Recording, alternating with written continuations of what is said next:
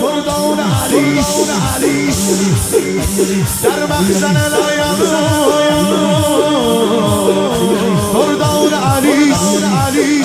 برکان و مکان امیر فرزان علی در کعبه ظهور کرد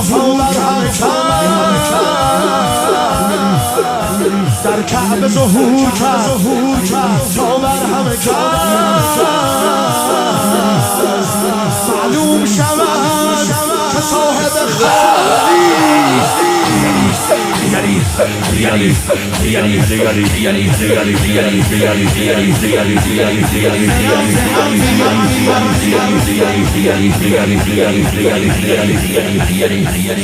سراغی از هر طرف نمی آیی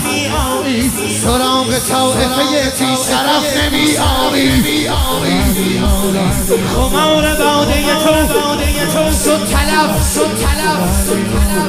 خمار باده تو شد تلف نمی آیی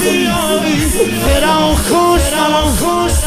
از نجف نمی آیی یا مبرخ غمدیه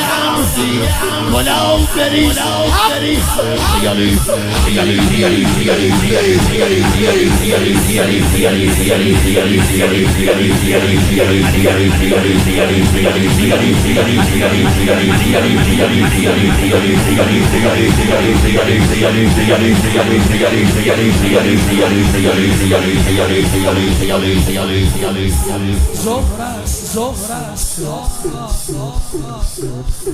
ظهر است بر جهاز شتر آفتاب کن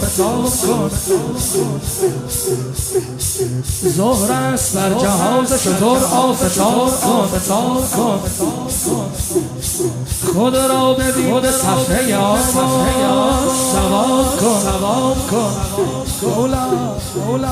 مولا خود را ببین به صفحه یا سواب کن از بین جمع یک دو شبیه انتخاب کن برو لاله کن ز خون شهیدان بهار را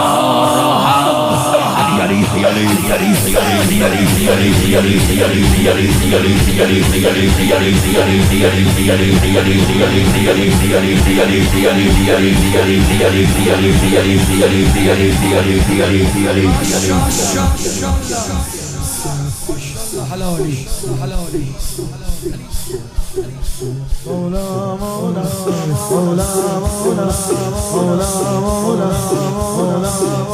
یاران که به شک میکنن گوین که من خدای دوم دارم الله که من وحدم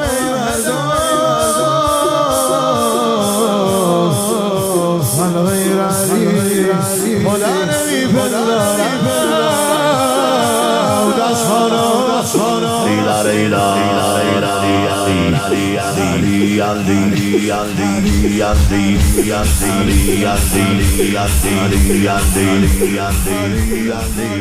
Ali